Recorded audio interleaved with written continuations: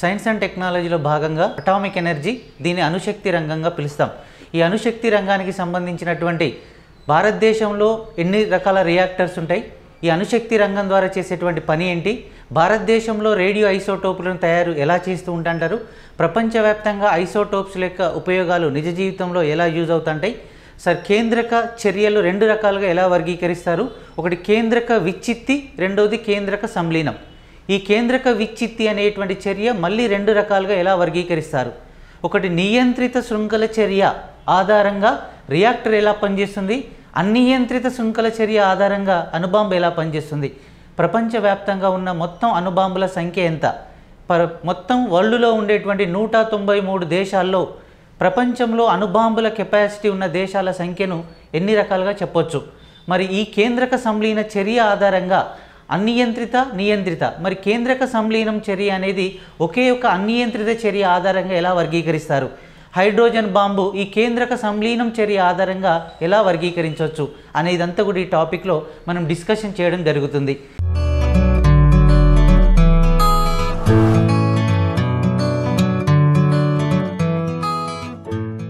ఈ భారతదేశంలో అణుశక్తి రంగం ఆధారంగా సార్ మనం చేసేటువంటి వర్క్ ఏంటంటే, ఇండియాకు ఎక్కువ కరెంటును ఉత్పత్తి చేసేటువంటి రంగాల్లో థర్మల్ పవర్ అనేది మొదటి రంగంగా చెప్పొచ్చు, రెండవ రంగం సార్ హైడ్రల్ పవర్గా చెప్పొచ్చు, మూడవ రంగం అటామిక్ ఎనర్జీ.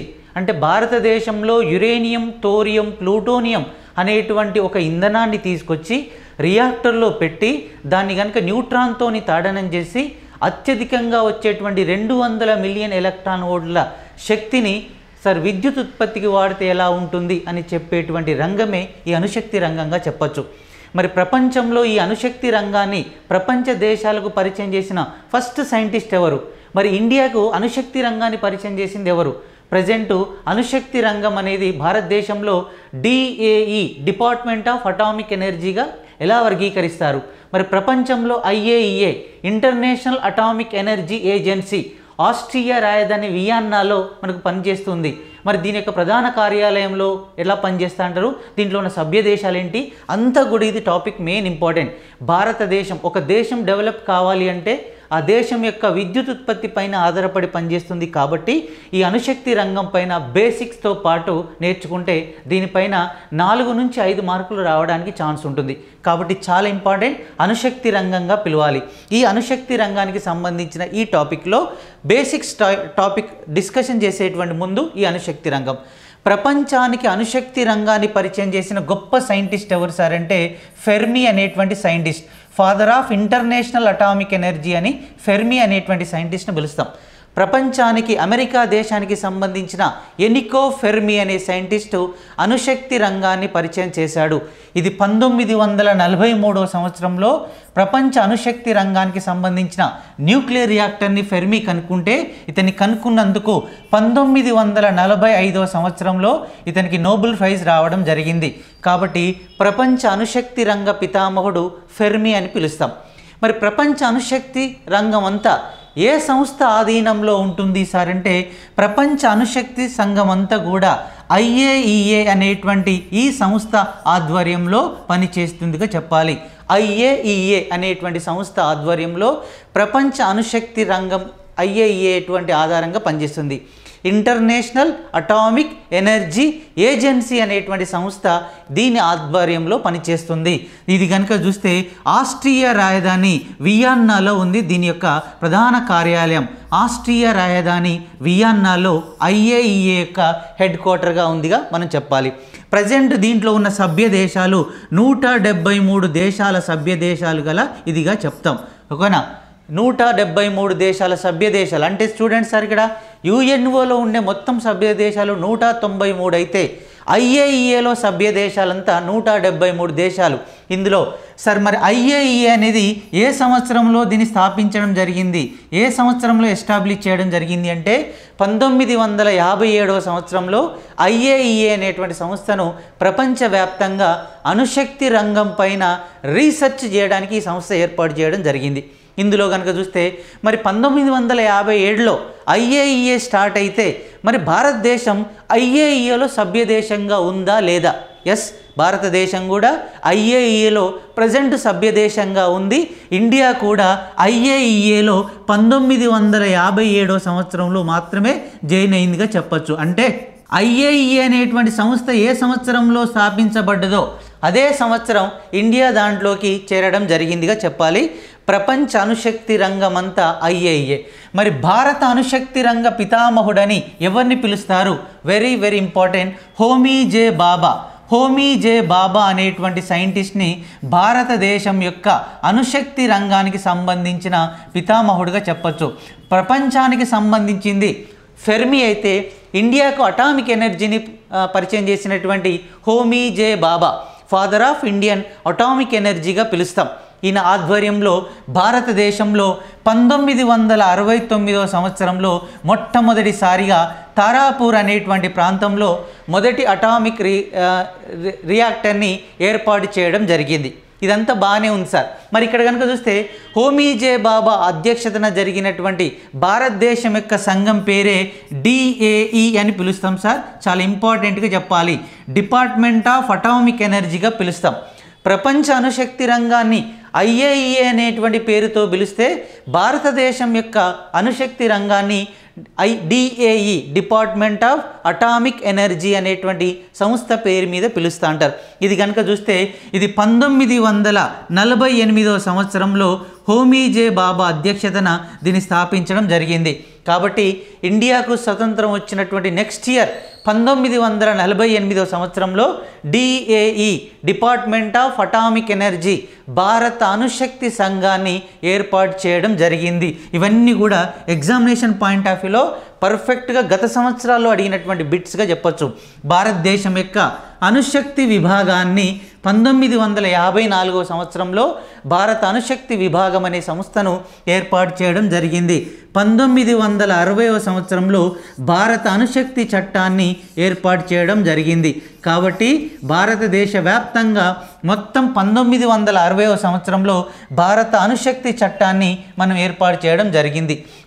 ఇలా స్టార్ట్ అయినటువంటి ఈ DAE department of atomic energy యొక్క హెడ్ క్వార్టర్ ముంబాయిలో ఉందిగా చెప్పాలి సార్. మహారాష్ట్రలోని ముంబై అనేటువంటి ప్రాంతంలో ఈ DAE హెడ్ క్వార్టర్ ఉన్నదిగా చెప్పాలి.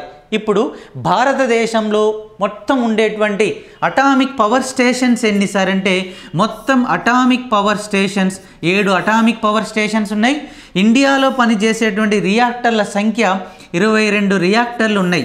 7 పవర్ స్టేషన్లు, 22 రియాక్టర్ల ఆధారంగా ఇండియాకు వచ్చేటువంటి ప్రజెంటు 2022 సంవత్సరం వరకు ఇండియాకు అణుశక్తి రంగం ద్వారా వచ్చేటువంటి విద్యుత్ ఉత్పత్తి 6780 మెగావాట్ల కరెంటుగా చెప్పాలి.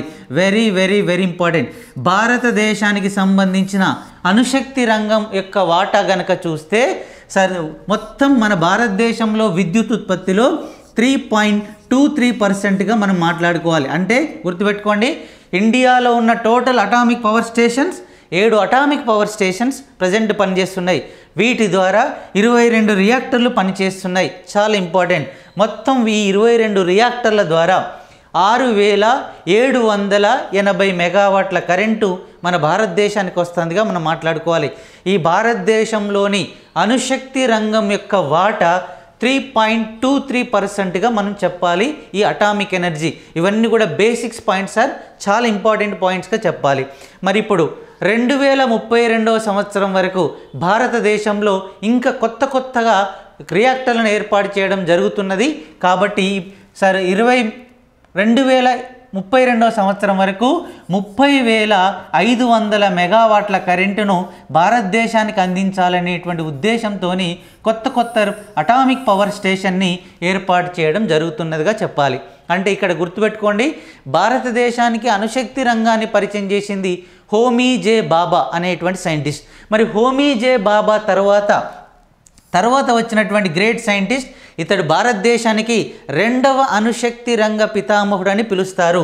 ఆయన పేరే రాజా రామన్న అనేటువంటి క్యాండిడేట్ని భారతదేశానికి అణుశక్తి రంగం యొక్క 2వ ఫాదర్ అని చెప్పొచ్చు. అంటే ఇక్కడ గుర్తుపెట్టుకోండి, ఇండియాకి అణుశక్తి రంగానికి 2 ఫాదర్గా మనం వర్గీకరిస్తే సార్ స్పేస్ కూడా ఇద్దరు వ్యక్తులను మనం పరిచయం చేయవచ్చు. ఎలా చేయవచ్చు అంటే విక్రమ్ సారాభాయ్ అండ్ సతీష్ ధావన్ భారత అంతరిక్ష రంగ పితామహులని మనం మాట్లాడుకుంటే, భారతదేశానికి అణుశక్తి రంగ పితామహులని హోమీ జే బాబా, రాజా రామన్న అనేటువంటి సైంటిస్ట్ని మనం పిలవచ్చు.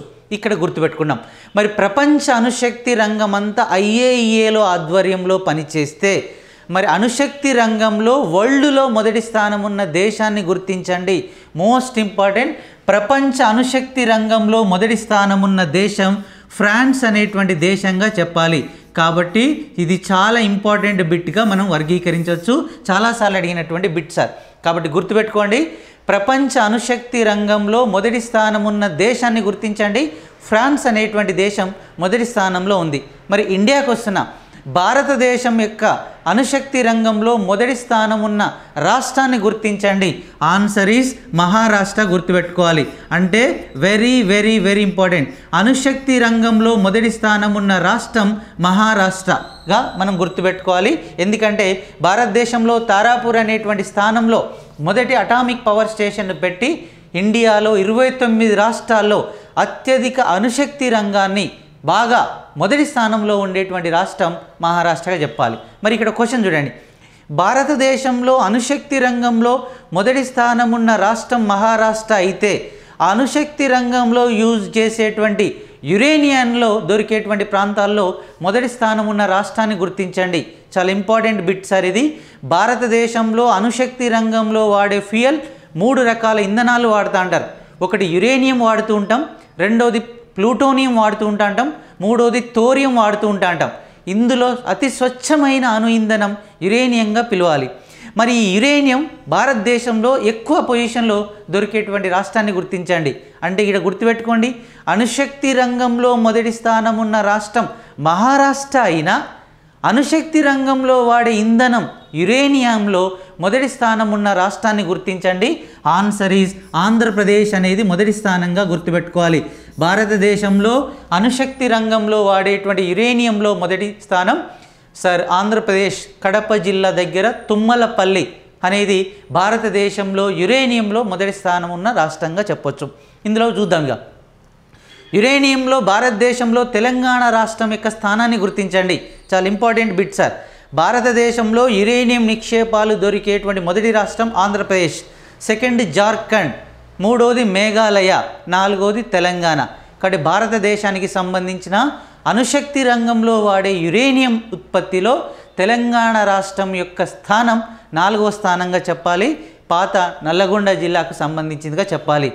యాదాద్రి భువనగిరి కానీ మొత్తం ఉమ్మడి నల్గొండ జిల్లాకు సంబంధించిందంతా కూడా యురేనియం మైన్స్కి నిలువైనటువంటి ప్లేస్గా మనం చెప్పొచ్చు.